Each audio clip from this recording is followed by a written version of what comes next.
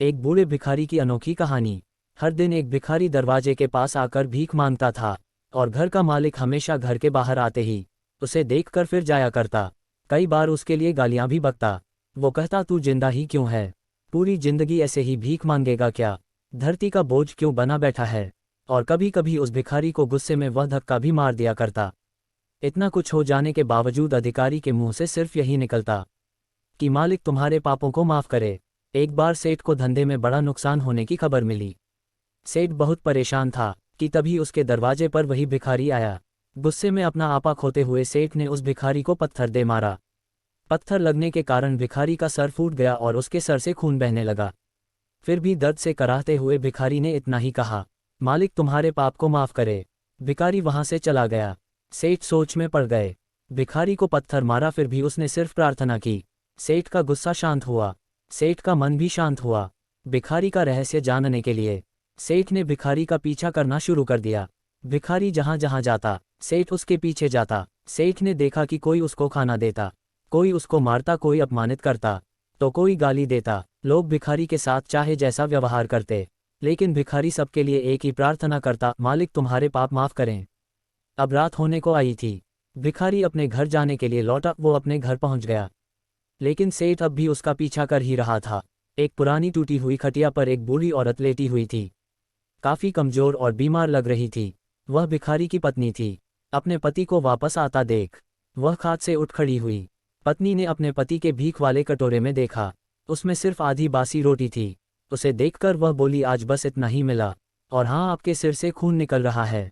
ये चोट कैसे लगी? बूढ़ा भिखारी बोला, आज बस इतना ही मिला, किसी ने कुछ दिया ही नहीं। सब ने गालियां दी और एक ने पत्थर भी फेंका, इसीलिए मेरा सर फट गया। एक गहरी ठंडी सांस लेकर बूढ़ा भिखारी फिर से बोला, यह मेरे ही पापों का फल है। तुम्हें याद है कुछ सालों पहले हम कितने अमीर थे? क्या कुछ नहीं था हमारे पास? हमारे पास हर चीज़ ज़रूरत से ज़्यादा थी, लेकिन हमने कभी दान नहीं किया। और उससे भी बुरा हमने उस अंधे भिखारी के साथ किया जो हमारे द्वार पर भीख मांगने आया करता था। बूढ़ी पत्नी की आंखों में आंसू आ गए। वह बोली, हाँ, हम उस बेचारे अंधे के साथ बहुत बुरा करते थे। उसका अपमान करते थे, उसे खाने के लिए रोटी की जगह कागज दिया करते, उसका मजाक उड़ाया करते और कभी कभी मारा भी करते। मैंने कभी उसको रास्ता नहीं दिखाए। एक बार मैंने उसके मुंह पर मिट्टी भी फेंकी थी, और वह हमेशा दुखी होकर यही कहता कि मालिका तुम्हें तुम्हारे किए की सजा देगा। मालिक तुम्हारे पापों की सजा जरूर देगा। उसका श्राप सच हुआ और हम इस दुख भरी जिंदगी में आ गए। भिखारी बोला, हाँ, उसका श्राप सच हुआ, इसलिए मैं किसी को बददुआ नहीं देता। चाहे कोई मेरे साथ कैसा भी बर्ताव करे, मैं हमेशा उसके लिए प्रार्थना करता हूँ। मैं नहीं चाहता कि कोई भी हमारे जैसे जिंदगी का अनुभव करें, किसी को भी हमारे जैसे दुखों का सामना करना पड़े। वो नहीं जानते कि वह कितना बड़ा पाप कर रहे हैं, इसलिए अनजाने में हुए पाप की ऐसी सजा किसी को भी मिले, मैं नहीं चाहता। सेठ वहीं पर छुपकर यह सारी बातें सुन रहा था। अब उसे सब कुछ समझ में आ गया था। भिखारी और उसकी पत्नी ने वह आधी रोटी मिल बांट कर खाएं और मालिक को धन्यवाद बोलकर सो गए। अगले दिन भिखारी फिर से भीख मांगने गया। सेठ के घर के पास जाते हैं। सेठ ने पहले से गर्म रोटी या उसके लिए निकाल कर रखी थी। उसे देते हुए सेठ विनम्रता से बोला, माफ कर दीजिए बाबा, मुझसे बहुत बड़ी गलती हो गई।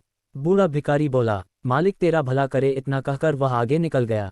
इस कहानी से जो सीख लेने लायक है वह बड़ी ही सिंपल है कि आदमी चाहे किसी के बारे में बुरा कहे या भला करें, लेकिन मालिक सिर्फ कर्म के हिसाब से उसको फल देता है। क्या हुआ अगर मालिक नहीं दिखता है? लेकिन ये बात बिल्कुल सच है, उसके खाते में सबका हिसाब बहुत बहुत पक्का होता है। इसलिए जब किसी के लिए कुछ भी करो तो अच्छा ही करो। एक बूढ़े